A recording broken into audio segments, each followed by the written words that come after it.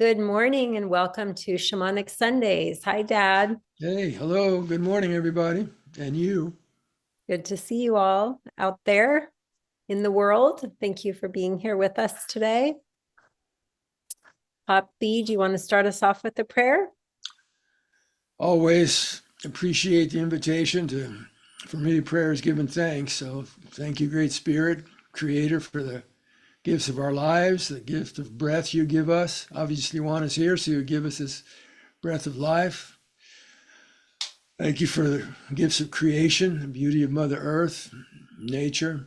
Thank you for our ancestors and gratitude to the ancestor spirits of the land we live on. We remember you here. Gratitude for our families, our communities, and gratitude for the gifts you give all of us as sacred, worthy, luminous beings of love that is forgiving.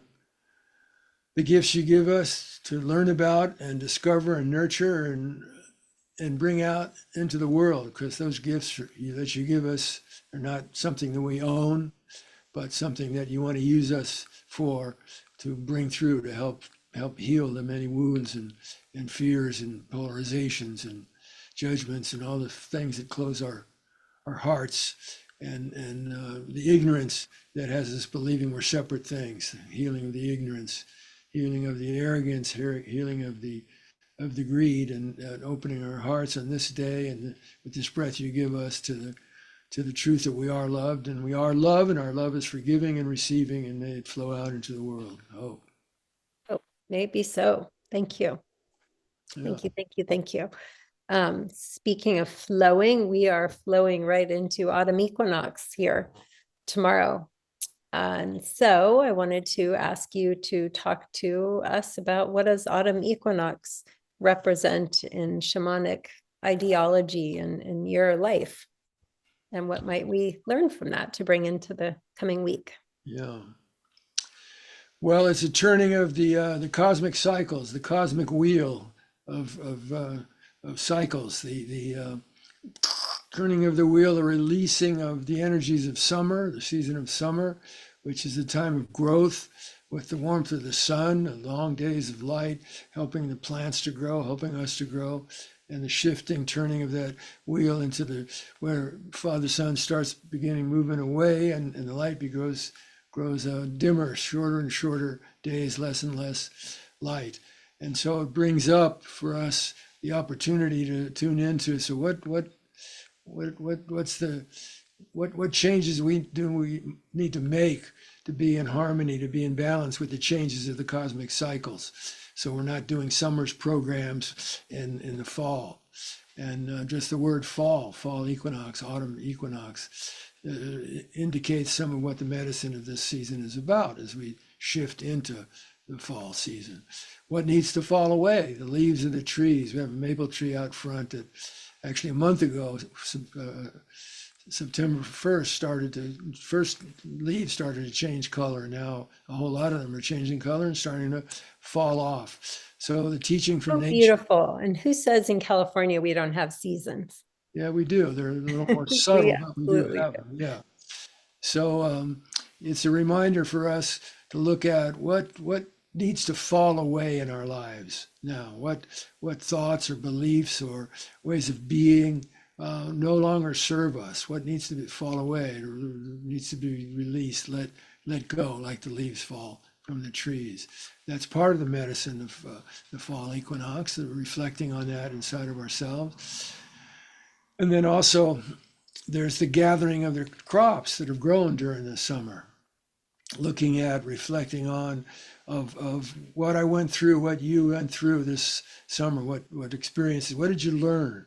What did you see? What did you gain greater insight into? What got empowered? What grew to higher levels, and gather that up, gather up the fruits of the work of the summer, to because that's going to be the nourishment as we head into this season of lessening light, heading toward the darkness of winter. It's like, what's going to nourish us when the outer light gets dimmer and dimmer? We have to go inside to get that nourishment, connect with the light inside. So gathering up the medicine of summer is another aspect of the dynamic of shifting into the fall season.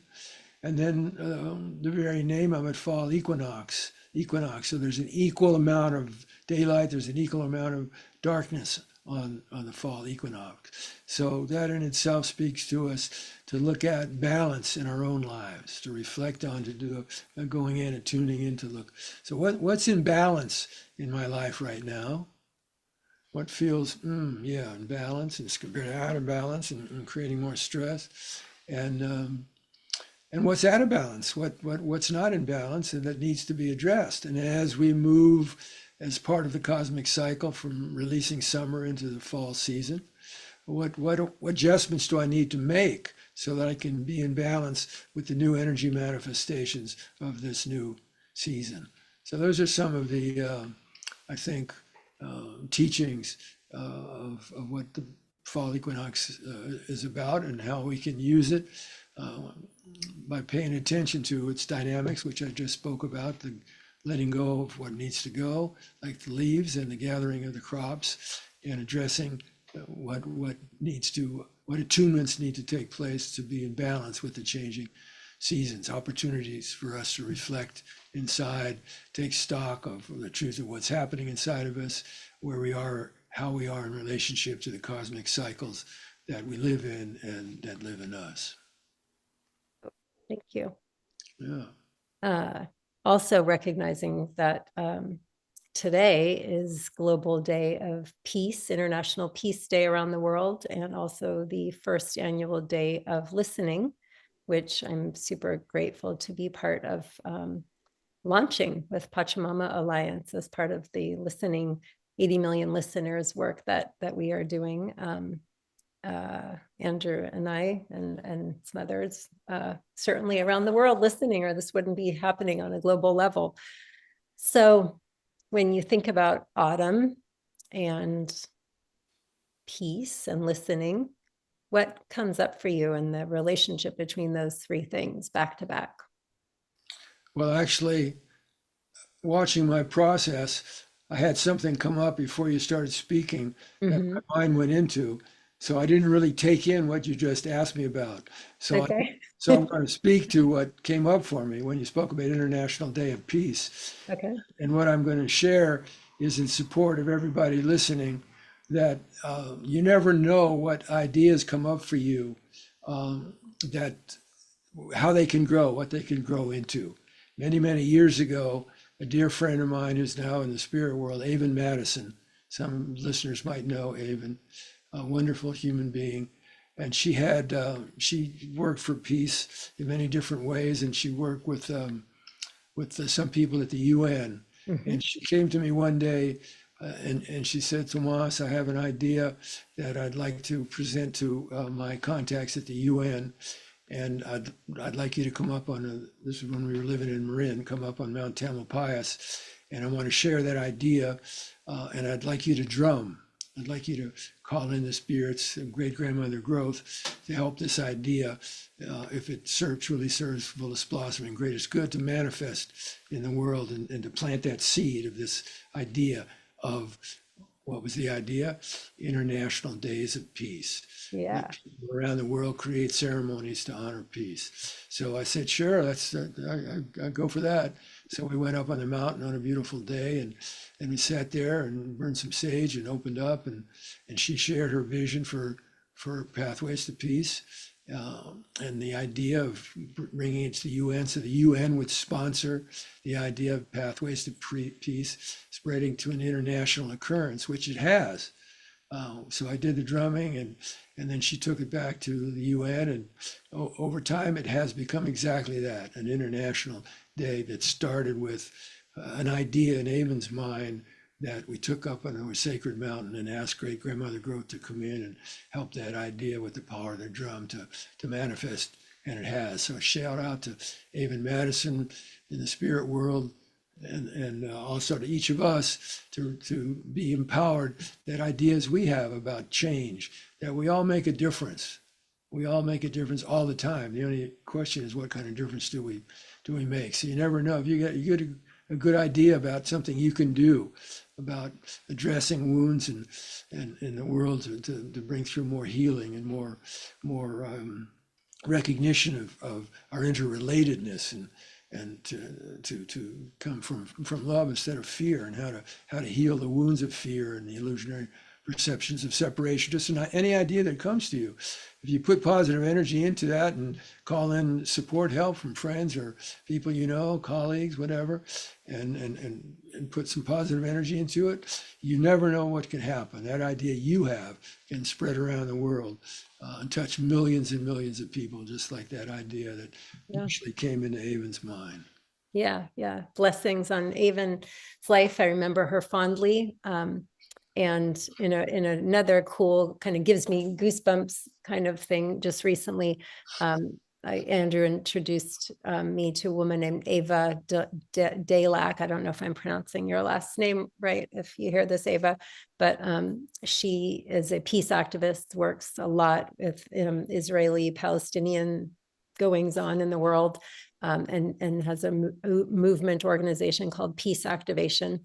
And so we were talking about how listening is tied in with creating more peaceful relationships on an interpersonal level and on a global level. And I brought up Avon Madison and said, are you familiar with Pathways to Peace?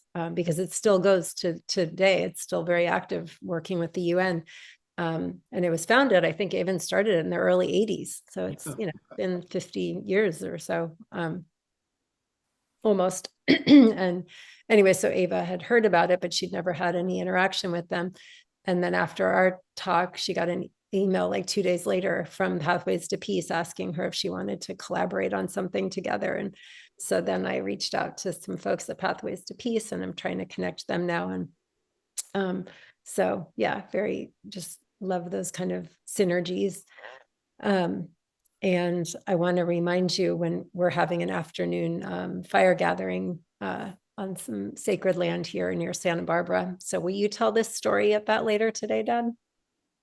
Will I tell that story? Tell this story about Avon and everything. I think that would be really cool as we're starting this global day of listening, tied in with Peace Day and all that. So yeah.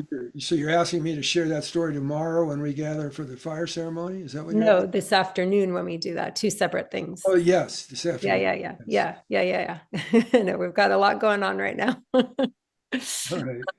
I would be And happy. then let's just talk for a minute about how does we just what comes up that we might wish for our relatives in this coming week, thinking about autumn equinox, letting go of things that aren't serving us, gathering up the harvest of summer, letting go of what doesn't serve us, wanting to cultivate more peace, and listening being a real tool to cultivate peace. Because if we really listen and are willing to be vulnerable and share open-heartedly and, face our,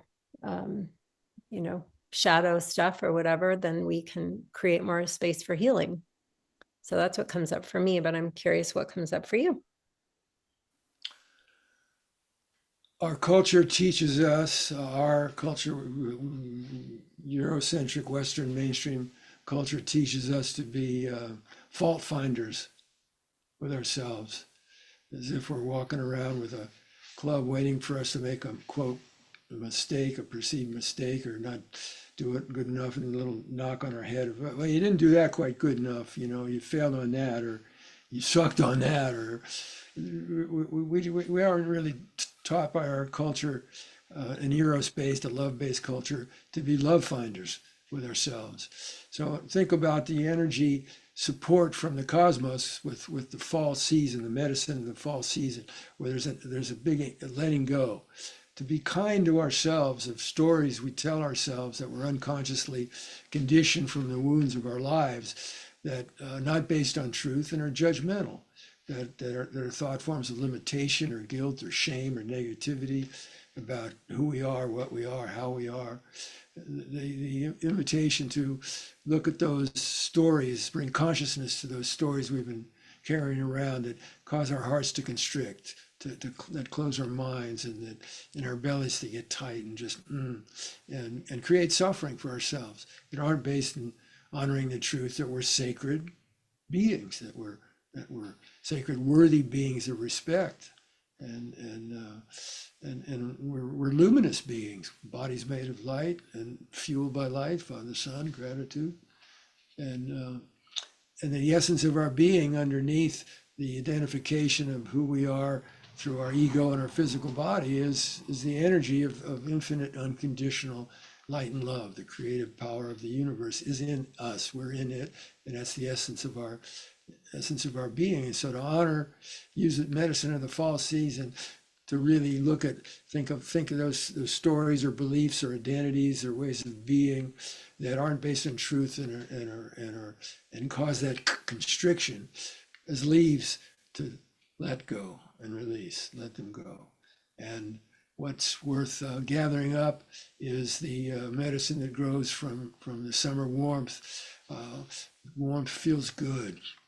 We just open to it, and that light literally brings us life. It's life force energy helping us to wake up and to wise up and remember who and what we are.